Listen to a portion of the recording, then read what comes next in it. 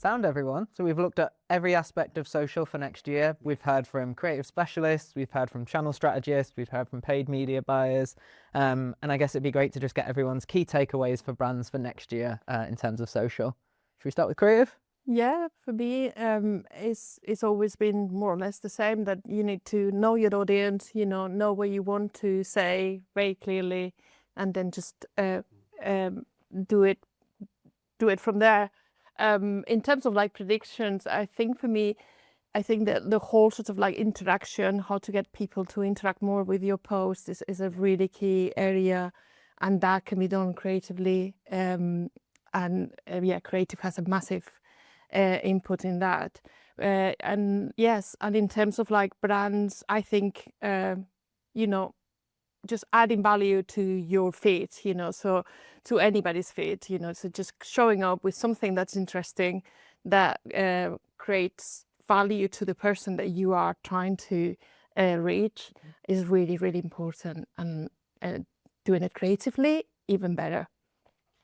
I think it's so interesting. I think for me, thinking about the word feed and what that means in 2026 will absolutely be crucial. I think brands are very used to thinking about their own feeds and thinking about their own pages and the content that they're planning. I think 2026, it'll be absolutely critical to think about discovery. So not just about the content that you're putting out that people are finding as part of your monthly plan, but also thinking about how that's lining up with your search strategy on social, how that's also laddering into what you're doing from a paid perspective and creating real consistency in those user journeys. Yeah, no, absolutely. I think it is going to be an exciting year for paid, because I think it feels like all of this great creative and content sort of opportunity you guys are outlining can really supercharge some of the stuff that we'll be going after in paid and really bring it to life. And I think for us, it's going to be about prioritizing that opportunity.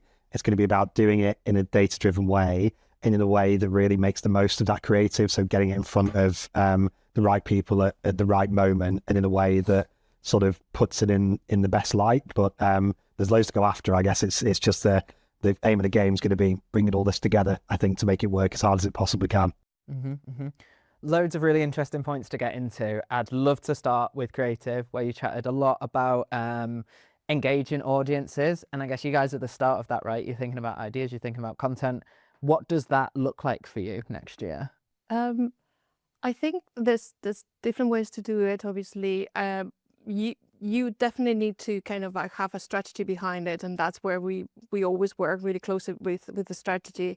Are you doing a brand piece, or are you doing a tactical piece? Are you trying to sell? Are you doing behind the scenes? One thing that I think is going to be like more predominant, I think the more we start seeing AI introduced in socials, is that you need to be quite human. And the more human you are, and the more authentic you show up, I think people are going to be craving for that sort of content. And I think, so in terms of like, you can do that with many things, like just behind the scenes, interviews with your staff, or having your staff in front of the camera. There's many, creative ways to bring that humanity into a brand. And I think for me, that's the future. Like we're going to be wanting to see a lot more of that. Yeah, absolutely. I think it's really interesting, because we were talking a little bit in our discussion around sort of what paid and performance social might look like in 2026, around this challenge and opportunity, I guess, of capturing your audience's attention in an environment where there's so much sort of bold, high value, high end creative that's sort of all over social feeds and platforms at the moment, and the barrier to entry on sort of professional looking designs is perhaps a bit lower than it used to be. So that challenge and that human touch in getting people's attention, getting to engage with the content in a meaningful way, I think it's not just a nice thing for brands to have, it's actually essential to get a return on the investment that you put into promoting your content or amplifying your message through social. I think it's really interesting as well, hopefully you both agree, that kind of human versus data dichotomy is nothing new at the end of the day. It's been around since the dawn of marketing, right? And I think the latest iteration we're seeing of that is the whole kind of AI for content creation.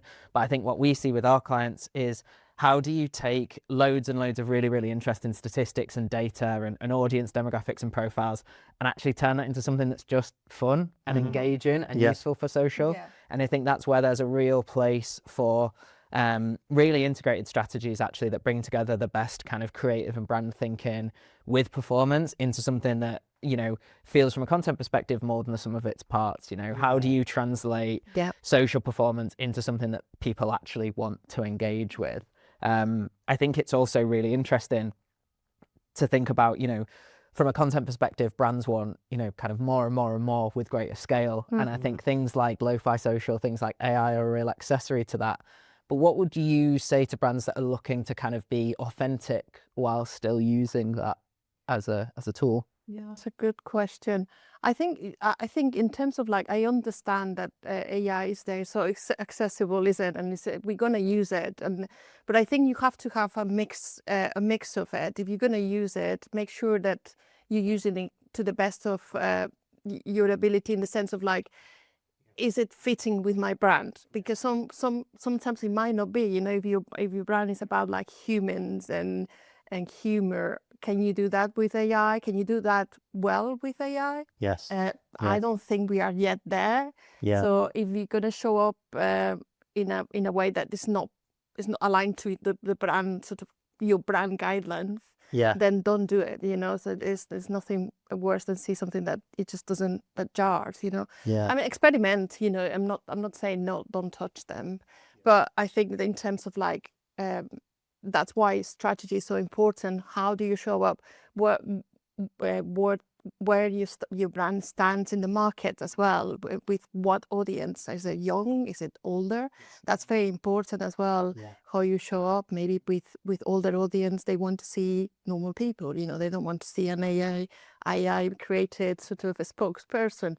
Younger audience, they might just go like, yeah, I love it, avatars. You know, why not? You know, so. It just depends. So I think it's so interesting. I think what you were saying about sort of it's got a place, but there still needs to be some human input to really make it work as hard as it can for you. It just really reminded me of conversations that we've been having in performance marketing media for years now, which is this role of automation and AI and sort of doing everything for you so that you don't need as much expert input anymore. But I think what we found is that all that these AI tools do is sort of level the playing field.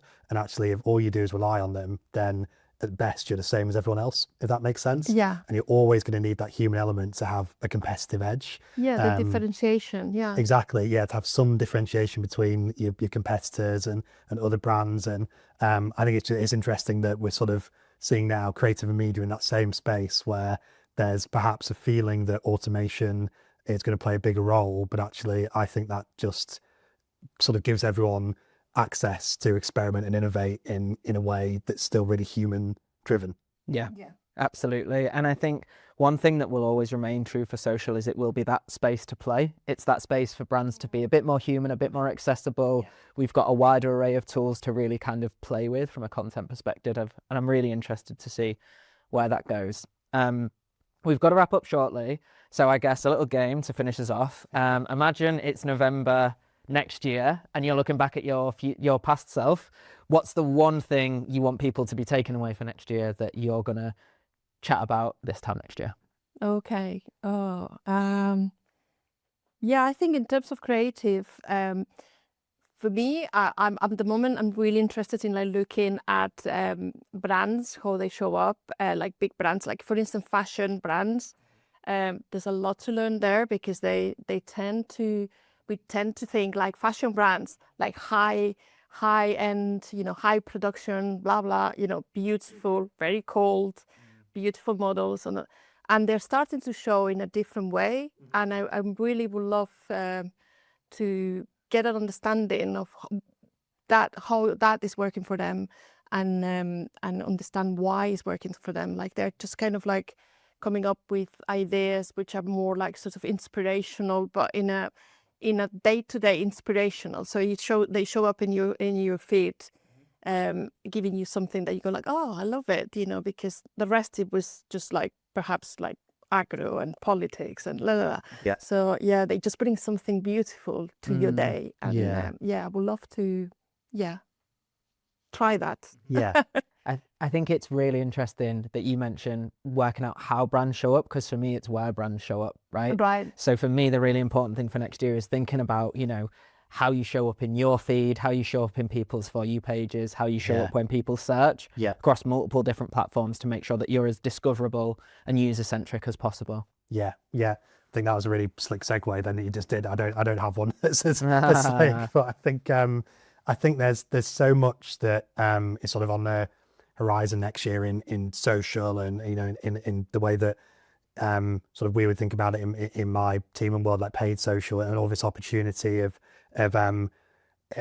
sort of expanded inventory and new technologies and new creative tools that are going to let us, as you said, Ryan, like play and experiment and try new things out. And I think that for me, the biggest opportunity, and what I would say to myself in a year from now, I think, is just keep the user experience in mind, if that makes sense, and don't think of it as an advert that they see for a moment or a piece of content they see for a moment, but think of it as a conversation that they're having with your brand, and de-silo it to the user. It doesn't matter whether it's coming from an organic social copywriter or a PPC turned paid social specialist or data analyst. Like, all of that thinking, it results in one experience for the user and one sort of conversation with your brand. So I think get rid of the silos and sort of think about what the user will see.